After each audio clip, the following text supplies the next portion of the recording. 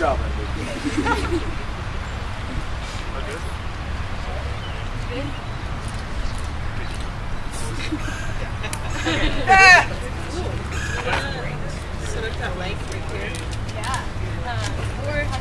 Good afternoon. Welcome and thank you for coming to the Atlantic Coast Pipeline Resistance Ride press conference. The Atlantic Coast Pipeline is a proposed pipeline going from West Virginia to North Carolina. It is 550 miles long and estimated to cost $5 billion. Dominion, Duke Energy, Piedmont Natural Gas, and AGL Resources are all utilities involved in the project. The pipeline will transport natural gas.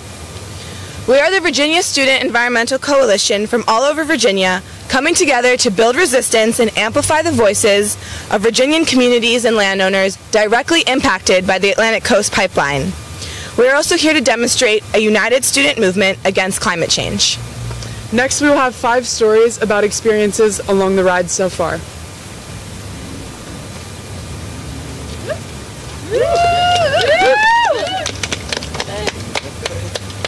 Hello, my name is Evan Gallagher, and I'm a rising junior at James Madison University.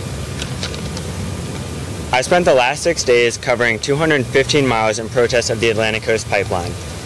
I did this because I do not agree with the fact that Dominion can just take land away from rightfully owned owners.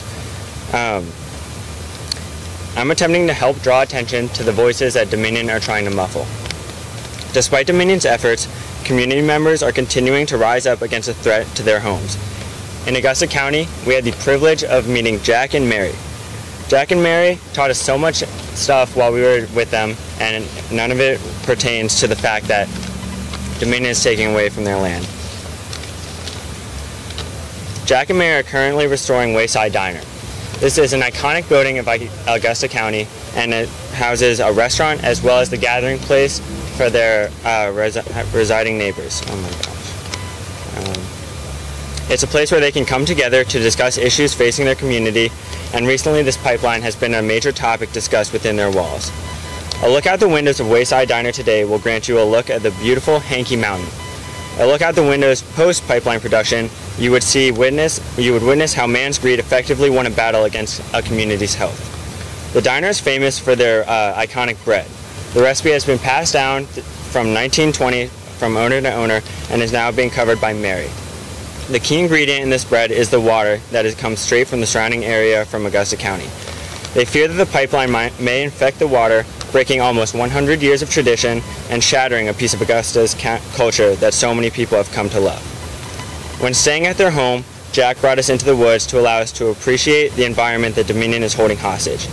He pointed out many species that may go extinct if the pipeline is able to have its course. What stuck out to me was when Jack and Mary pointed out a stump in the forest and expressed their love for the many tiny fungi living on it. When Jack and Mary see a stump, they see a beautiful life that inhabits it. When Dominion sees a stump, they see a useless waste of space. It is this major difference that explains Dominion's plan to run a pipeline through the properties that people call their homes in Virginia. I feel sorry that Dominion doesn't see the world like Jack and Mary do, but I feel lucky that people like Jack and Mary are rising up to oppose them. Thank you.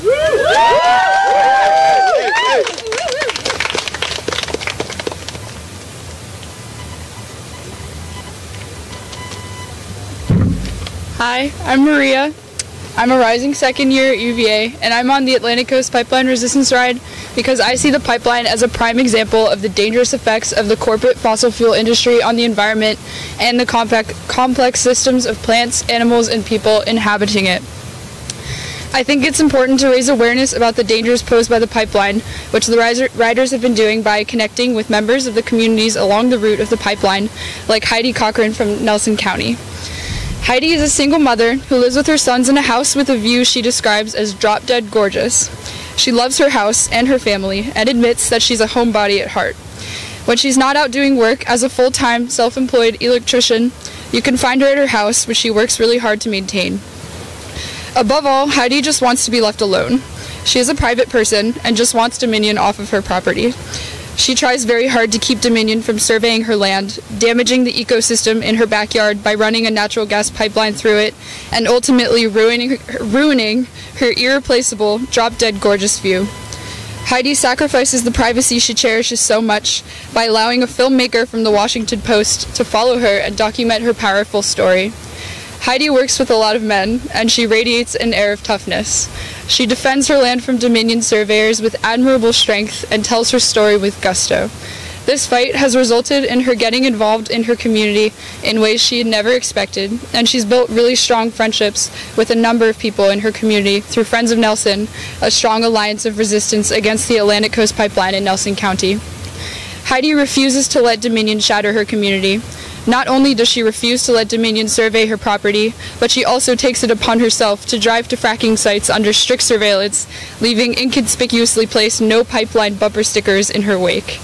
She has even told Dominion, flat out, but very politely and non-threateningly, that her sons practice shooting with exploding targets, which is completely legal on private property and, of course, not a threat. Heidi is a powerful member of the resistance in Nelson County, and her fighting spirit and fierce independence are an inspiration to me. Heidi doesn't let anybody walk on her, especially not the fossil fuel industry. She represents the strength of existing networks of resistance against the pipeline and the potential to start fighting even harder.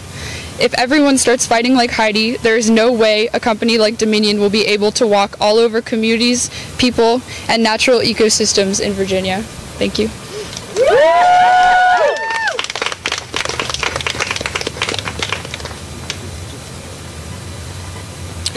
Good afternoon, everyone. My name is Jordan Luther. I'm a recent graduate from Eastern Mennonite University in the heart of the Shenandoah Valley. I'm an avid cyclist, and I love nature, and my values of peace building and sustainability is what ultimately brought me to this ride, and I'm very interested in following the stories of the people that we've met along the way.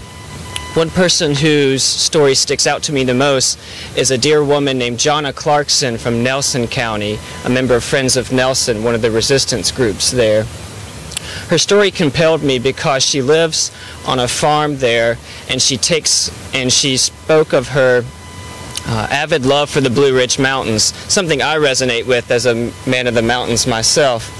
And she also talked about how Nelson County's rural life is what ultimately attracts people to Nelson County for their booming tourism industry. However, one thing that ultimately compelled me to follow Jonna's story is she talked about her neighbors. She had elderly neighbors that lived back in the mountains in Naked Mountain, and these neighbors were ultimately isolated. She's the one who took care of them. Her ultimate fear was if the pipeline were to follow its proposed path, it would isolate them even further, especially under construction. And God forbid if this pipeline were to go through and to blow up, then these elderly members would not have any aid or rescue available to them. Jonna's story is inspiring to me because it embodies the hospitality that we found in Nelson County and throughout our ride, and we want to keep that by saying no pipeline, no to Dominion, and we want to continue this spirit of what Virginia could be. Thank you.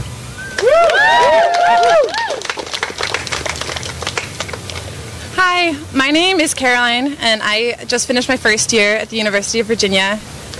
A week ago when I arrived in Augusta, I viewed the pipeline as an environmental issue. I've lived in Virginia my whole life, and I've been able to see the Blue Ridge Mountains from my house, so I feel really connected to the land here. But as I've ridden across the state, I've soon come to realize that this pipeline would dramatically disrupt not only the wildlife in Virginia, but human lives and communities. So the Atlantic Coast Pipeline isn't just an environmental issue, it's a social justice issue. Along the ride, we met a woman named Marie, who has retired to Buckingham County with her husband, and after years of teaching, she finds her land to be a safe haven, tucked away, peaceful, private. But Dominion has proposed to build a compressor station within a mile of Marie's home, making her land a thermal flux zone, which means in the event of a blowout, her home and her land would be completely destroyed. And it's this story and stories like this that have constantly reminded me along the ride that this is not a people's pipeline, and that there's no such thing as a people's pipeline. And people are just seen as an obstacle between Dominion and their ever-growing profit. And it doesn't really matter to Dominion whether or not Marie can retire happily into her home in Buckingham, as long as they can exploit her land for their use. Being able to hear these stories has given us a taste of the struggle that these communities face, but we're lucky enough to be able to ride along to the next community knowing that our homes are still safe. There's no amount of good that this pipeline can produce that can outweigh the grief and pain and sleepless nights that these community members are facing. So when I set out a week ago, I was riding for Virginia's land, but now I ride for Marie, and I ride for everyone who shares Marie's struggle. It's been really humbling to meet these incredible people, and I will keep fighting with them until the Atlantic Coast Pipeline has been rejected. Thank you.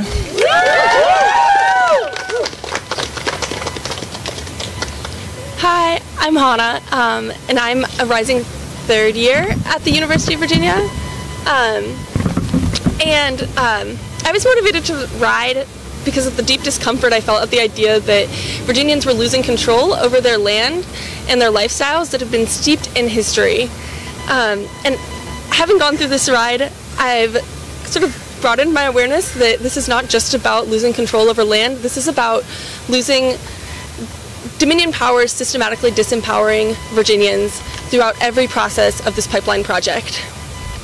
And I think the most telling tale for me of this disempowerment process came 2 days ago when we were riding through Cumberland, and we talked to a landowner and realtor named Peggy Bouchard. And her acreage in Cumberland is devoted to the horses she rescues, as well as her family crop of loblolly pines. And were the pipeline to cross through her property, not only would she not have any access to harvest her pines, but the coming and going of machinery and people as they constructed and maintained the pipeline would have serious traumatic consequences on the vulnerable animals that she takes care of. So those are her primary concerns. And so Peggy, so far, has sort of been Dominion's biggest nightmare in Cumberland. She has single-handedly, by her presence at one Board of Supervisors meeting, she stopped the Board of Supervisors from approving Dominion's plan. And she remains the only holdout in her county not to have accepted Dominion's request to survey her land. So I think this is where the disempowerment comes in, and the most compelling part of the story is that this is not just meant sending back letters to their letters of request, you know, saying, no, we don't want this. What this has entailed is really conniving and deep psychological and emotional struggle against manipulation. So Peggy told about stories of long phone calls with ACP reps in which she was diminutively called honey, dearie, sweetie, and offered platitudes in response to her questions. And this is, at best, disempowering and condescending, but at worst, I think it was when the rep on the phone told her that he'd be happy to leave his job just because it would mean he wouldn't have to deal with people like her. And these are the people that Dominion is supposed to be listening to, responding to, and helping to serve. So I think that's very telling. Peggy she's been an inspiration in her community, but when we were listening to her story, we were really curious about what her neighbors were doing and why she was the only holdout. And Peggy's response, her thoughts on this are that the pipeline is passing through a very poor part of Cumberland, and many of her neighbors don't have the time, the energy, and the resources they would need to fight this pipeline, or they perceive that they would need.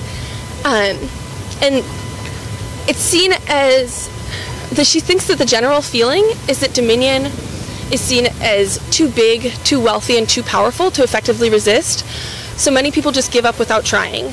And to me, this is coercion and this is intimidation. And this is not a pipeline for Cumberland, this is not Virginia's pipeline, and this is not a people's pipeline. This is about Dominion exploiting people and their lifestyles for its own profit. I think the inspirational part of the story, the lesson that I could take away, was that despite the fact that many of her neighbors felt like they had no power in the face of this company, Peggy's own story is an example of how much power individual landowners really do have. And Peggy's just single, determined driven resistance has already caused Dominion so much delay and angered them and made them go to so great lengths in trying to convince her. And it just shows that by saying no and by standing up to protect your land, people really do have power. And I think what this entire ride has taught me is that people are claiming and reclaiming that power. And I think we will continue to do so, and I believe that we will win. Thank you.